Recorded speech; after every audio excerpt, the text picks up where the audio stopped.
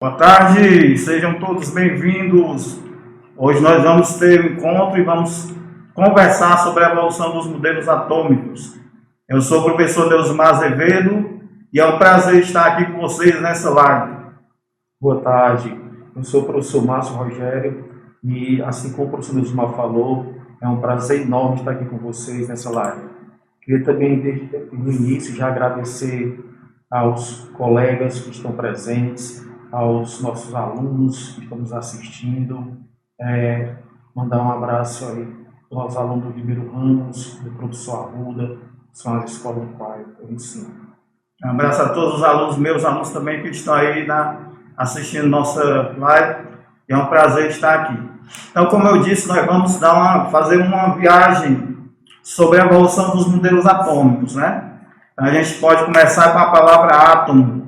E aí, na hora que eu vou falando, vai aparecendo um slide aí para você ver. Por exemplo, vai começar a aparecer já para você ver o slidezinho com a primeira tela, com a primeira lâmina. E aí você vai ver que nós começamos a falar de átomo na Grécia Antiga, né? Com dois filósofos gregos chamados de Leucipo e Demócrito. Então, Leucipo e Demócrito imaginaram de que a matéria deveria ser feita. E aí eles chegaram à conclusão de que a matéria deveria ser feita de diminutas partículas. Partículas essas tão pequenas que não poderia ser mais dividida.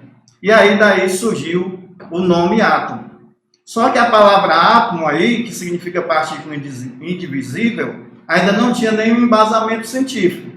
Até que veio, né, através de experimentos, a primeira ideia de modelo atômico com embasamento científico, que é exatamente o modelo atômico de Dalton. Você vai ver aí na próxima aula, o professor Márcio vai dar uma introdução sobre o modelo atômico de Dalton. Pronto, exatamente. Como o professor Deusmar falou, o modelo atômico de Dalton, por volta de 1808, vem a primeira história, a primeira fonte de pesquisa do modelo atômico na base científica, certo? Esse modelo atômico de Dalton, ele era de um modo esférico, certo? Segundo as características de Dalton, ele era maciço, indestrutível, imutável, homogêneo, eletricamente neutro, ou seja, não emitia carga nenhuma, e indivisível. Essas características foram propostas por Dalton na época do seu experimento. E o interessante, quando nós falamos do modelo atômico de Dalton, nós trabalhamos com o que o modelo parecia na época. Geralmente, na aula de ensino médio, nós falamos qual é o apelido do átomo de Dalton. No caso do átomo de Dalton, era conhecido como o modelo da bola de bilhar. Vale lembrar também, professor Márcio, sempre que a gente vai estudar os modelos atômicos, tem até dizer a produção que não estamos saindo aqui na telinha, só estou vendo o slide, que eu quero me ver, que eu estou bonito, que eu fiz cabelo hoje, tirei a barba, vou tentar aparecer também para me ver. Então, vale lembrar também, salientar, que todo modelo atômico, para ele ser considerado modelo atômico na parte científica, ele tem que ter um embasamento, né? Então, na questão do modelo atômico de Dalton, o que é que Dalton usou praticamente para usar, para determinar de maneira científica o seu modelo? Ele usou as leis ponderais. E aí eu pergunto a você que está nos assistindo, você lembra quais são as duas principais leis ponderais? Pode comentar aí nos stories aí da nossa live. Então, vou só recordar a vocês as duas leis ponderais, a lei de Lavoisier e a lei de Proust. E aí eu pergunto, será que você lembra o que é a lei de Lavoisier? O professor Márcio vai dar o toque para você o que é que seria a lei de Lavoisier. Diga aí, professor Márcio, para eles o que é a lei de Lavoisier. A lei de Lavoisier, ela também é conhecida como a lei da conservação da massa, certo? Ou seja, numa equação química, o que está dá certo aos reagentes, depois dá certo são os produtos. A massa dos reagentes tem que estar igual à massa lá dos produtos. A lei de Proust é conhecida como as proporções fixas, proporções constantes. Ou seja, se você altera um reagente, toda a reação química deve ser alterada, tanto para cima como para baixo. Ou seja, se você aumenta um, tem que aumentar todos. Se você reduzir um, tem que reduzir todos. Então, em resumo, o que é que nós temos para a lei de Lavoisier, para você não esquecer, né? A lei de Lavoisier é conhecida como lei da conservação das massas. Tem a sua frase célebre, na natureza nada se perde, nada se cria, tudo se transforma. Então, você tem que estar ligado para essas informações, porque qualquer vestibular que você for fazer, aqui na nossa região ou em qualquer outro, você pode se deparar com essas leis. E a lei de Proust é a lei das proporções, né? as substâncias sempre reagem na mesma proporção, ou seja, em proporções bem definidas. Só que tem um detalhe. O modelo atômico de Dalton é considerado o primeiro modelo científico, só que teve um detalhe que Dalton não explicou no seu modelo. Como é que eu posso explicar a natureza elétrica da matéria? Vou dar um exemplo que talvez até mesmo você já fez esse experimento em casa. Você pica o papel, corta papel, e atrita uma caneta no seu cabelo. No caso aqui em cima em mim não dá mais não, né? Mas se for aqui no meu braço dá certo. Se eu atritar aqui a caneta aqui e aproximar do papel picado, o que é que eu vou encontrar? O que é que eu vou observar no meu experimento? Que vai ocorrer uma atração entre o papel picado e a caneta. Só que Dalton disse no seu experimento que o átomo não tinha carga. E aí? O átomo era neutro, não tinha carga nenhuma. Então como é que eu vou explicar no meu experimento essa natureza de atração? Se tem atração, tem cargas opostas. Então, no modelo atômico de Dalton, ele não teve condições de explicar a natureza elétrica da matéria. Até que veio, é lógico, Dalton é 1800 alguma coisa, né?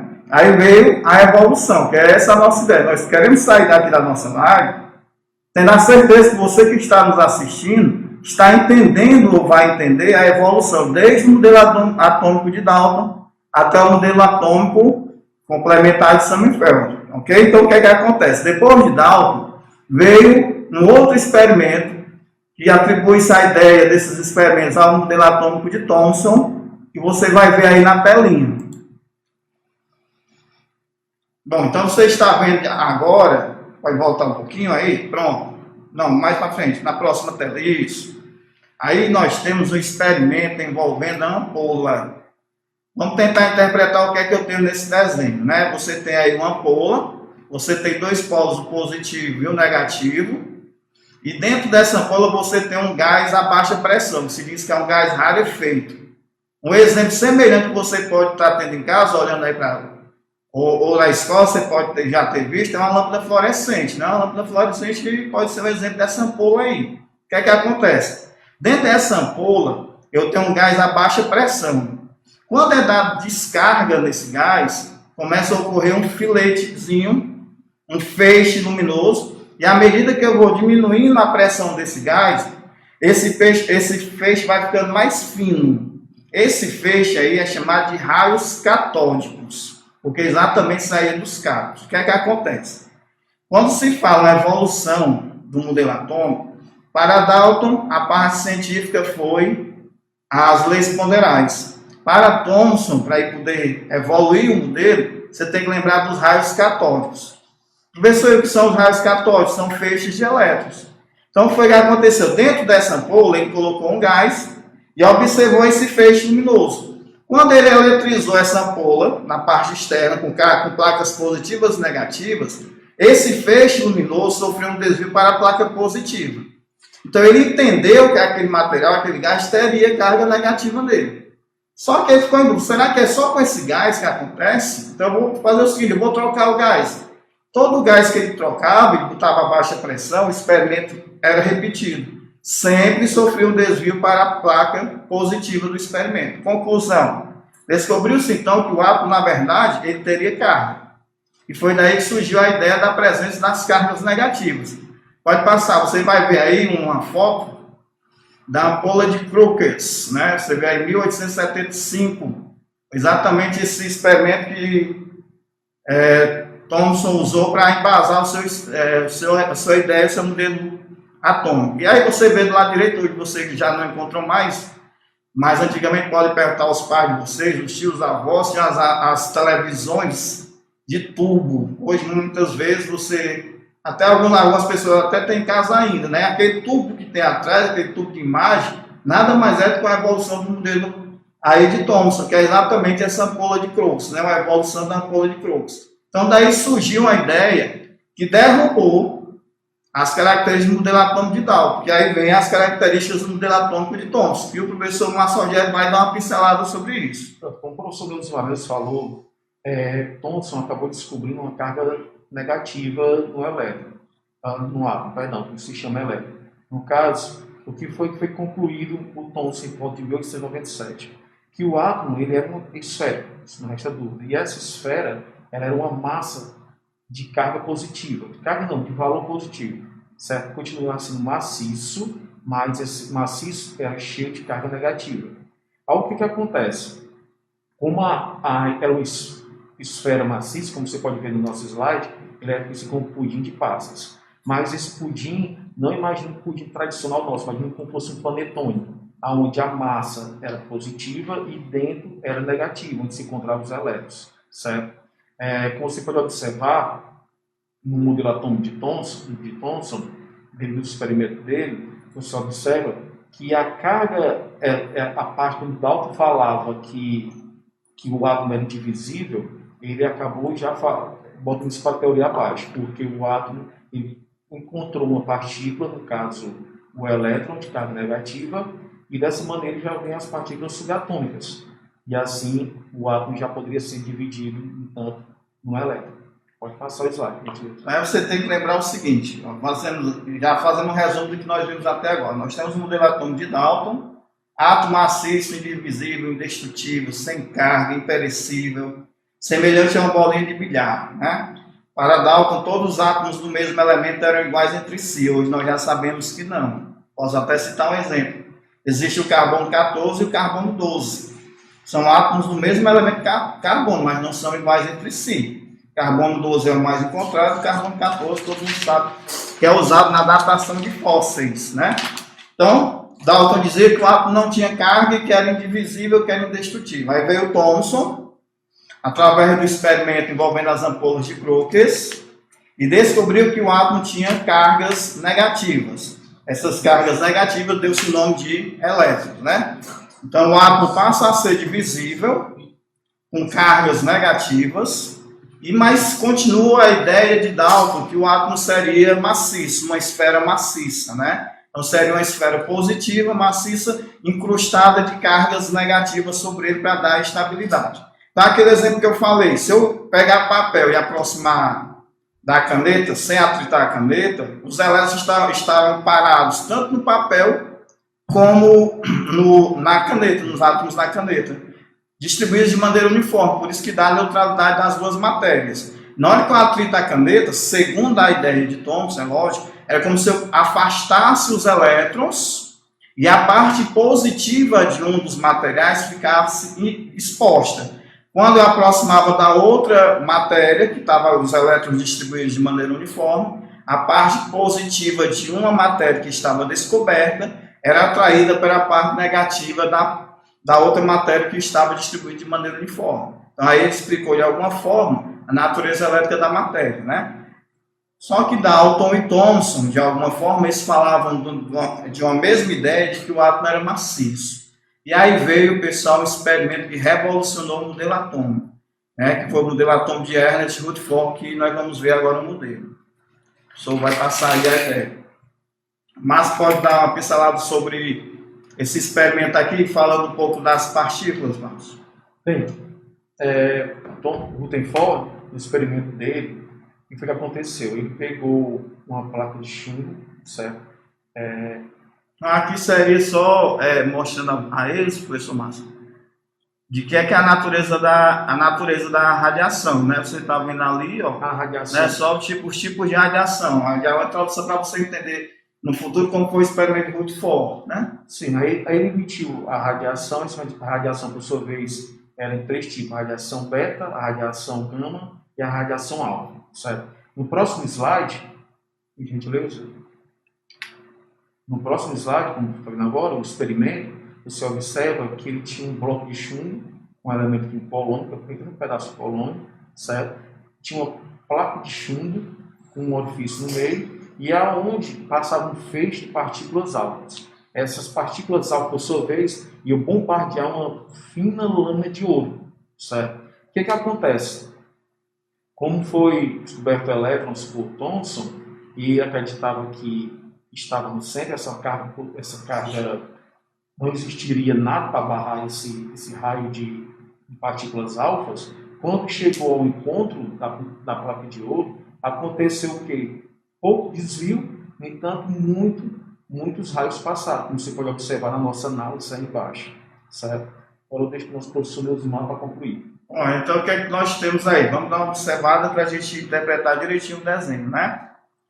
O professor pode voltar só um slide aí para a gente só fechar a ideia. Você tem aí esse experimento mostrando os três tipos de radiações naturais, né? Nós temos aí um elemento radioativo, uma bolinha que representa o elemento radioativo.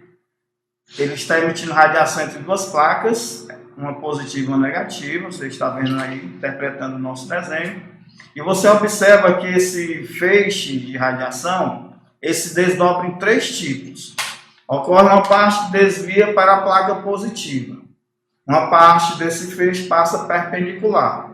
A outra parte sofre um desvio para a placa negativa. Então, o que é que você vê? Que nós temos três tipos de radiações naturais. A beta, se ela sofrer um desvio para a placa positiva, então eu vou entender que a beta tem carga negativa, tá?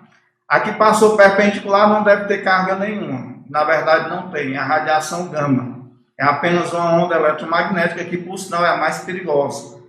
Atribui-se a ela a mutação do gene das células. A principal causadora do câncer, por exemplo, quando a pessoa incide radiação sobre a pessoa. E a alfa? A alfa você observa que ela sofre um desvio para a placa negativa, então eu vou entender que ela tem carga positiva. Outra coisa que você deve interpretar aqui também é que a radiação alfa sofreu um menor desvio do que a radiação beta. Veja aí o eixo, né? O que é que eu vou entender? Por que a radiação alfa sofreu menor desvio que a radiação beta? Porque ela é mais pesada. Hoje nós sabemos que a radiação alfa é formada por 2 prótons e 2 nêutrons. Então eu vou entender que a radiação alfa tem massa 4 e tem 2 prótons. Então o que é que acontece? Nós vamos ver a próxima imagem. Nesse experimento de Rutherford já se conhecia esses tipos de radiação, né? Atribui-se principalmente à família Curie, Pierre e Marie. Becquerel foi quem descobriu, mas Pierre e Marie foi quem estudou mais sobre a radiação, a descoberta dessas partículas, né? Então, o que é que você tem aí? Você tem um elemento radioativo, o polônio. Tirar um pouquinho a máscara que está incomodando. Você tem um elemento radioativo polônio. O polônio, ele é um alfa-emissor. Por sinal, o polônio recebeu esse nome em homenagem a Marie Curie, que era da Polônia, e foi ela que descobriu, né? Assim como o rádio. Estudando sais derivados de uranila que tem urânio, tá? Então, o que é que eu tenho aí? Uma amostra radioativa que está emitindo, o polônio está emitindo radiação alfa, é um alfa-emissor. Ela direcionou essa radiação alfa para uma placa finíssima de ouro. Tá vendo aquela plaquinha amarela ali no canto direito? O meu é o canto direito, não sei como é que tá aí para vocês, eu estou meio desorientado aqui, mas deve ser o canto direito de vocês também. Essa placa aí é uma placa finíssima de ouro, como tem na legenda. Então pensa comigo, tanto Dalton como Thomson imaginava que o átomo seria maciço. Então se eu estou direcionando uma radiação para uma placa de ouro, o que é que vai acontecer quando essa radiação bater na placa? Se o átomo é maciço, o átomo de ouro é maciço, a radiação vai bater e vai voltar. Mas como você observa no desenho, a radiação passa quase que perpendicular à placa. Se você observar bem direitinho lá no anteparo depois da placa, que deve ser de sulfeto de zinco, ele é cintilante, o que é que acontece? Pequenas radiações sofriam desvio, era mais ou menos assim, de 1000 radiação alfa, uma radiação sofria desvio. De 1000 radiação alfa, observava-se uma que batia numa determinada região e voltava perpendicular. Então, olha, através desse experimento, mesmo a gente não estando presente no laboratório para ver isso aí, você vai concordar comigo. Se eu estou emitindo radiação alfa e a radiação está passando praticamente, totalmente pela placa de ouro, eu vou entender que o átomo não seria maciço. Então o átomo passa a não ser mais aquela ideia de uma coisa homogênea. O átomo passa a ter, na verdade, 2 regiões. E aí você vê na análise de baixo, imagina aí essas setinhas vermelhas aí, seriam as radiações alfa. Você vê que a maioria está passando perpendicular, né? Algumas sofriam algum desvio. Você está vendo aí os desvios. Uns batiam e pocheteavam, voltavam, né? Então aí Rutherford revolucionou o modelo atômico. A partir de Rutherford, em 1911, o átomo passa a ter 2 regiões distintas. E aí eu peço que você grave essa informação. Porque às vezes o aluno ele é cobrado no vestibular e ele pensa que a ideia de núcleo saiu lá no modelo atômico de Thomson. Não foi. A primeira ideia de núcleo saiu no modelo atômico de Rutherford, exatamente por conta desse experimento dele. Então ele concluiu que o átomo deveria ser formado por duas regiões totalmente diferentes, ou seja, duas regiões distintas. Cada região dessa tem uma característica própria, ou tem suas características. Uma região central chamada de núcleo e uma região periférica chamada de eletrosfera. Aí o professor Márcio vai dar, pode passar, professor, por favor? Mais um pouquinho. Pronto, aí você vai ver aí a ideia, como é que fica o modelo atômico de Rutherford. Só que eu queria que o professor Márcio também desse uma pincelada aí sobre as características do núcleo e da eletrosfera dos nossos alunos que estão aí na nossa live. Qualquer dúvida, vai mandando aí que nós estamos anotando para a gente responder no final. Fique atento. Ok. Como o professor Luizmar falou, a partir de Rutherford, o átomo passou a ter duas regiões bastante definidas, que é o núcleo e a eletrosfera. O núcleo, por sua vez, ele encontrava-se recheado de prótons, e a eletrosfera, obviamente, por elétrons. Só que no meio tempo nós sabemos que as três partículas fundamentais do átomo são prótons, nêutrons e elétrons. E até agora nós vimos que os elétrons foram descobertos pelo J.J. Thomson, os prótons foram descobertos agora pelo Rutherford, e cadê os nêutrons? Aí, por volta de 1932, Jan Chadwick, com seus experimentos, ele acabou descobrindo o nêutrons, por sua vez, zero carga, não possui carga.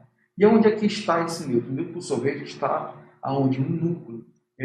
Qual a importância do nêutron no núcleo? É exatamente o nêutron que vai contrabalancear essa puxada dos elétrons com os prótons, e assim não destrói o núcleo do átomo.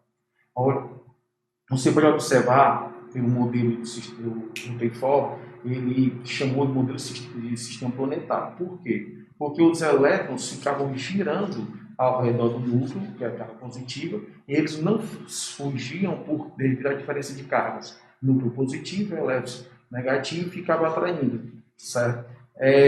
E os nêutrons, por sua vez, que contra esse meio termo que fazia com que o núcleo não fosse destruído, ok?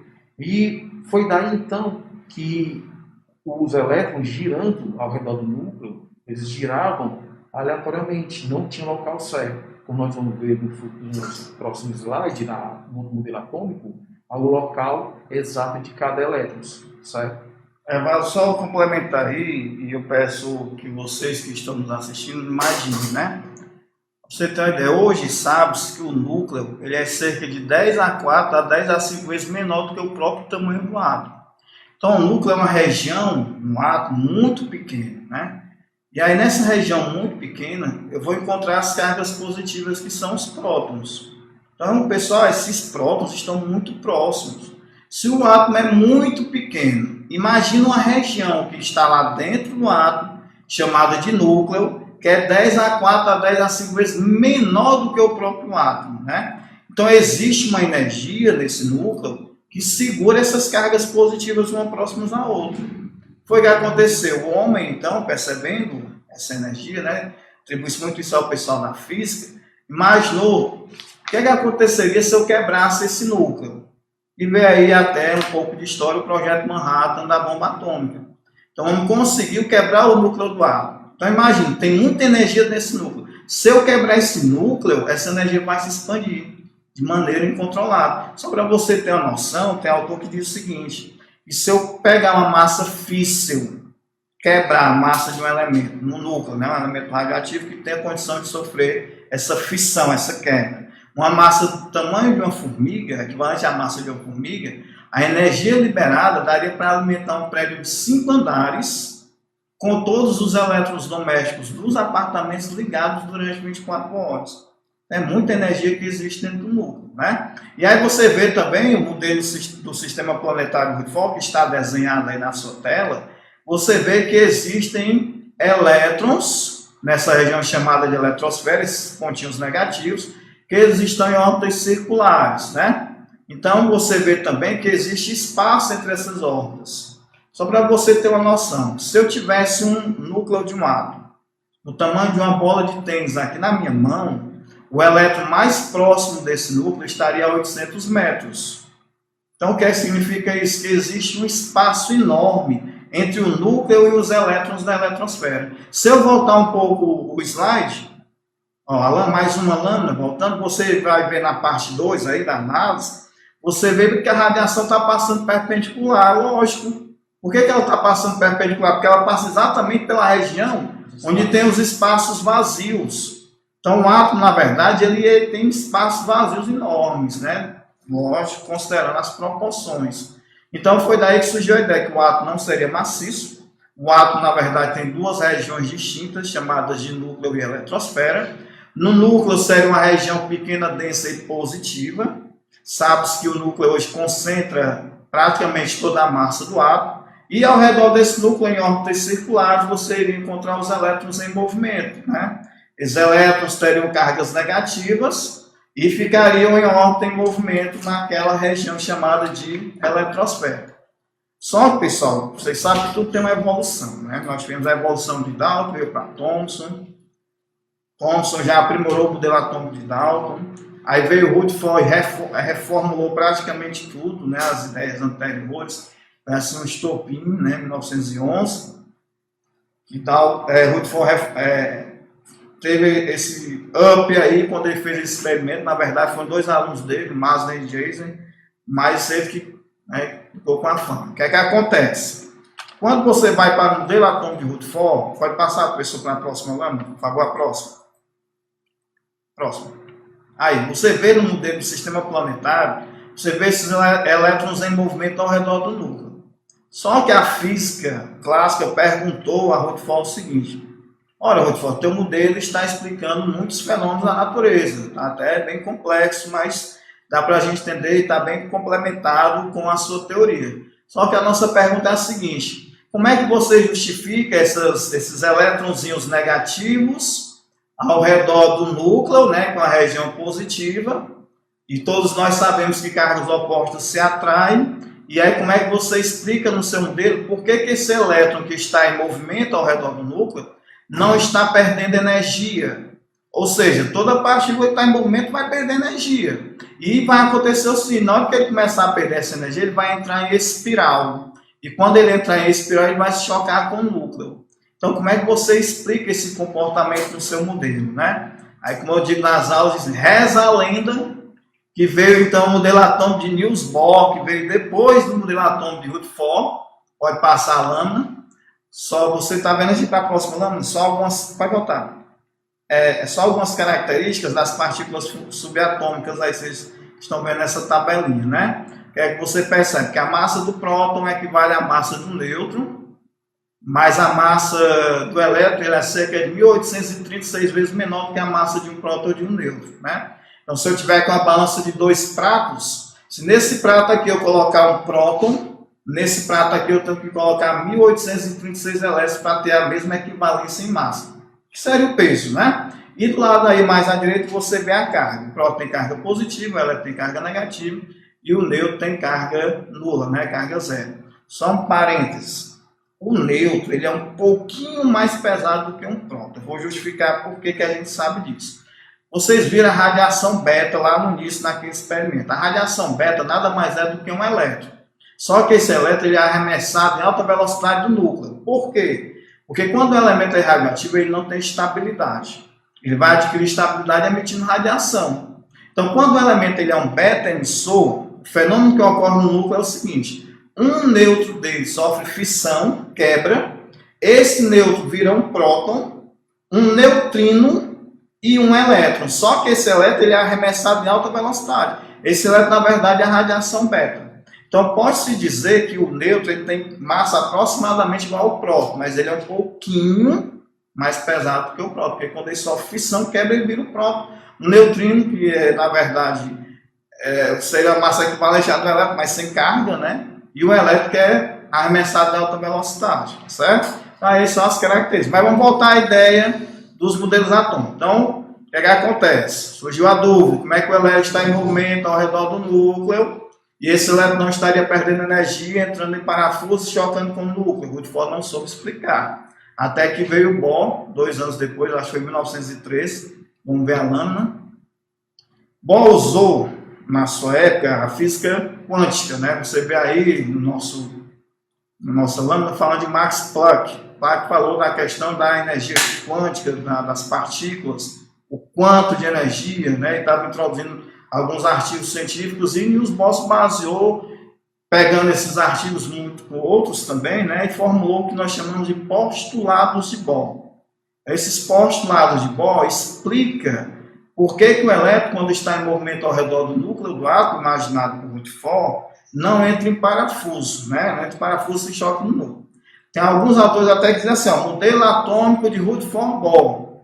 Tem gente ignorante que acha que é uma pessoa, mas na verdade são duas. Bohr pegou o modelo atômico de Rutherford e aprimorou, principalmente numa região chamada de eletrosfera. E aí nós vamos ver os postulados de Bohr. Mas pode falar aí dos postulados, pode passar aí, professor. Que seriam os postulados, a ideia de Bohr, né? Bem, como o professor Lismar falou, né, Bohr já pegou a ideia de Rutherford, deu uma aprimorada e surgiu então os postulados de Bohr. Ele disse que cada elétron se movimenta ao redor do núcleo um número limitado de orbitais, bem definido. Isso é denominado de órbitas estacionárias. Nós vamos observar mais na frente que na eletrosfera você vai observar os orbitais. Dentro de cada orbital desse existe uma quantidade limitada de elétrons que ela suporta. Movendo-se em uma órbita estacionária, o elétron não emite nem absorve energia. Ele está no seu estado fundamental, como nós conhecemos. Ao saltar de uma órbita estacionária para outra, ele emite ou absorve uma quantidade bem definida de energia. E essa energia é chamada de quanto. No plural em latim, é chamada de quanta. O próximo slide, por favor. Você quer falar isso aí? Eu posso falar. Pode falar. Não, você vê aí, o nosso exemplo, essa região de baixo aqui, deixa eu ver como é. Pronto, a região de baixo, na de cima mesmo. Eu estou sem a vista aqui, estou sem os óculos, mas deu para ver a idade. Você vê aí na parte de cima que entrou uma energia, aí o elétron saltou para uma outra região, né, chamada de uma camada mais externa. E é bom lembrar isso, viu? Ficar atento. Porque o elétron ele só salta para uma camada mais externa quando o átomo recebe energia, certo? No momento que essa energia é cessada, o elétron volta para a camada de origem. Teve até uma questão do Enem recente. Lembrem-se disso, tem uma dica, o professor Márcio sabe disso, que toda vez que a questão falar em fogos de artifício, o pessoal lembra logo, modelo atômico de Bohr, ou né? Rutherford Bohr. Aí vai lembrar também o teste da chama, é lindo o teste da chama. Que é o teste da chama, consiste em você pegar uma determinada solução de um sal e você aquecer aquela solução. Vou dar um exemplo, você pode fazer até em casa, eu sempre brinco. Tenha um cuidado, tem um menino danado em casa, chama um adulto aí para lhe ajudar. Você pega, por exemplo, um palito de picolé. Você mergulha esse palito de picolé em água com sal. O sal mesmo da sua casa, né? O sal não está puro, não é o cloreto de sódio puro, mas serve. Aí você mergulha aquele palito de picolé limpo, de preferência. Não vai terminar de chupar o picolé e já jogar lá dentro, por favor, que aí contamina o experimento todinho, né? Então você limpa aquele material, deixa secar um pouco, mergulha lá na solução de cloreto de sódio. Deixa lá, sei lá, 1 hora ou 2, né? E aí depois você pega aquele palito umedecido e vai levar a chama do fogão da sua casa. Normalmente tem alguns alunos que dizem a cor que é diferente, mas lá de casa, o botijão estando bem, queimando legal, né? Tendo uma combustão praticamente completa, a chama é azul. Tem gente que vê que é laranja, que é amarelo, está bem acabando o gás. Mas lá em casa é azulzinho. Quando eu coloco o palito de picolé na chama azul, você vai observar que a chama vai mudar de cor. Por quê? Porque os elétrons dos átomos, ali do cloreto de sódio, no caso o sódio, eles saltam em raios espectrais diferentes, né? É o que acontece nos fogos de artifício. Tem aquela explosão, aí quando chega lá em cima dá aquela cor. O que é que você vê ali, então? Na hora da explosão, os elétrons estão saltando para camadas mais externas. Na hora que a energia que ele recebeu é cessada, eles começam a voltar. E quando eles voltam, eles emitem luz, né? Comprimento de onda. E esse comprimento de onda, pessoal, por incrível que pareça, é muito usado para detectar a composição de determinado material. A análise química do material, você consegue, pelas raias espectrais, descobrir quem são os elementos que estão presentes naquele material. Certo? Então foi aí que surgiu a explicação que Rutherford não conseguiu fazer. Então, posso sugerir o seguinte, como o professor Márcio já citou para vocês. Essa região chamada de eletrosfera, na verdade, estaria dividida em camadas ou níveis energéticos. Cada camada ou nível energético, os elétrons estão em movimento com energia quantizada, ou seja, energia constante. Se o átomo não sofrer nenhum fenômeno, esse elétron vai ficar lá em movimento, sem ganhar e sem perder energia, né? Segundo os postulados de Bohr. Porém, se o átomo receber alguma energia extra, o elétron salta para uma região mais externa. Depois que essa energia extra é cessada, ele volta para a região de origem, certo? Então, na hora que ele volta para a região de origem, ele emite luz, né, o quantum, que são comprimentos de onda na forma de luz. E aí você vê que explica a ideia do modelo atômico de Rutherford quanto à eletrosfera. Então, fique bem claro. Vamos lá, vamos fazer uma recapitulação. O senhor Márcio pode fazer a recapitulação aí. Vamos lá, vamos nós dois. Não, peraí, deixa eu botar a Márcio para ele ficar, para ele falar perto do outro, porque o Covid aí tá demais. Vamos lá. Dalton, átomo, esférico, maciço, sem energia, indestrutível, indivisível. Não é verdade? Isso. Aí depois veio o experimento. Aliás, vamos lembrar, professor Márcio, qual foi o experimento científico lá para Dalton? Leis ponderais. Exatamente. Aí depois veio o Thomson, que fez o quê? Descobriu os elétrons de carga negativa, obviamente, e logo em seguida veio o Rutherford com o seu experimento, também descobriu prótons. Nesse meio tempo veio o Chandler, descobriu os nêutrons, formou então as três partículas fundamentais do átomo, prótons, nêutrons e elétrons. Isso. E veio Bohr para dar uma revolucionada, uma aprimorada no modelo atômico de Rutherford, explicar o porquê que esse elétron não cai em espiral e destrói o núcleo, certo? Que é onde está lá os elétrons no seu orbital estacionado, até que você falou muito bem que antes deles receber ou perder energia, ele está no seu orbital tranquilo, e fica a energia constante, né? Aí exatamente foi aí que Bohr justificou a existência da eletrosfera de Rutherford, certo? Então, o que é que nós temos aí? Um pequeno detalhe, né? Nós temos. Aí eu vou perguntar ao professor Márcio, nós já estamos finalizando aqui a nossa participação, a nossa live. Estamos fazendo aí toda a evolução, né, do modelo atômico de Dalton até o modelo atômico de Bohr e vamos finalizar aqui com o modelo atômico de Sommerfeld, né? Então, o que é que você está vendo aí? Ó, melhor ainda para você visualizar. Vejam aí as camadas, K, L, M, N, O, P, Q. Nós aprendemos isso por volta do 8º ano, 9º ano, dependendo da escola que você estuda. E aí você vê essas camadas com a quantidade fixa de elétrons em cada região, né? Tem K, L, M, N, O, P, Q, quantidade de elétrons em cada. Só que surgiu um pequeno detalhe que eu posso perguntar a vocês. Dá uma olhadinha aí no nosso exemplo, né? Vejam aí, turma, as camadas. Você vê aí tem um elétron voltando da quarta camada com um comprimento de onda numa cor mais forte, né? Azul mais forte. Você vê aí um elétron voltando da terceira camada para a primeira camada, já com um comprimento de onda maior, e você vê que está com um azul mais claro. Aí você já vê outro voltando da segunda para a primeira, um vermelho. Só que eu queria fazer uma pergunta para vocês. Como eu poderia explicar dois elétrons? Vamos supor, eu tenho aqui a camada 1. Visualiza aí, você que está nos assistindo. Visualiza a camada 1. Imagina que nessa camada 1 tem dois elétrons, certo? Aí imagina que esses dois elétrons recebem energia e os dois saltam para a camada 3. Tá pensando aí, ó? Então a camada 1 com dois elétrons, eles recebem energia e saltam os dois para a camada 3. O que é que vocês acham? Quando esses dois elétrons voltarem para a camada 1, vejam que eles estão saindo da mesma camada, indo para a mesma camada e voltando para a mesma camada. Seria possível esses dois elétrons emitirem luz em comprimentos de ondas diferentes? O que é que vocês acham? Fica aí a dúvida. Se quiser responder, pode ir comentando aí que depois a gente vê. Pessoal, a resposta é que é possível.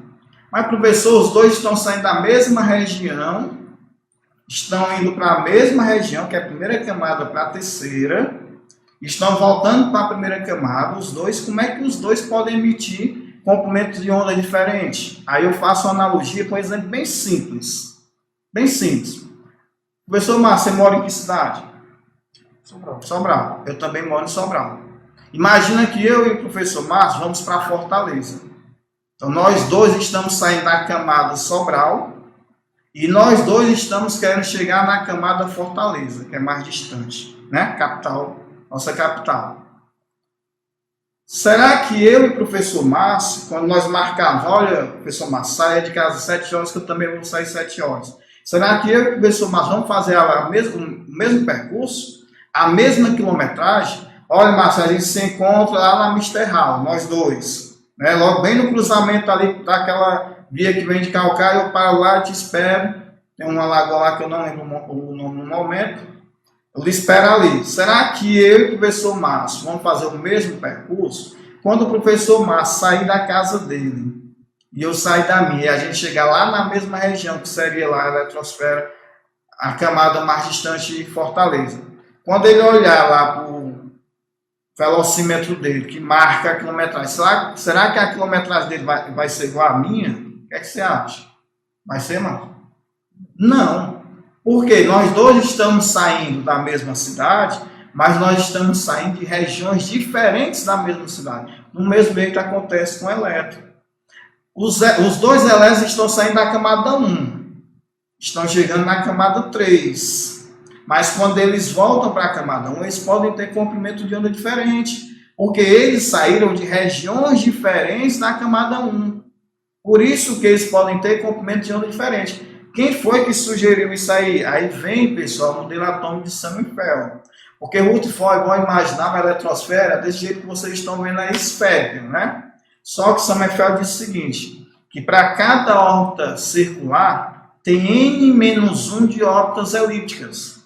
Então, ou seja, para cada camada existe n-1 de subcamadas. Ou seja, para cada região existe n-1 de sub-regiões. E aí veio o modelo atômico de Sommerfeld, que a gente colocou só para a gente fechar a ideia aqui, porque depois do modelo atômico de Sommerfeld, quem já estudou e sabe que está aí batalhando, né, para a sua vaga no final do ano, sabe que depois de Sommerfeld vem os números quânticos. E aí os números quânticos nada mais são do que mais estudo dentro da eletrosfera. Né? São outras informações que vão justificar o comportamento do elétron nas regiões da eletrosfera. Tá certo? O Márcio pode dar alguma pincelada para a gente finalizar a nossa live. Professor Neusmar falou que bem que quando partiu foi já ver os números quânticos, o Bohr já apresenta o primeiro número quântico, é o número quântico principal, que são as camadas KLMNOP, que vem de 1 a 7, que também coincide com os 7 períodos da tabela periódica. No Sommerfeld já vem, então, a subdivisão das camadas, dos níveis de energia, aonde vem, então, o número quântico secundário, o SPDF. Certo? Então, aqui, eu acho que nós encerramos aqui, professor. Você que está em casa, de quarentena, nossos alunos, continue, estude, acompanhe lá seus alunos classe 1, estamos lá sempre atualizando. Então, um forte abraço a todos, obrigado pela oportunidade. Um bom abraço a todos, tudo de bom.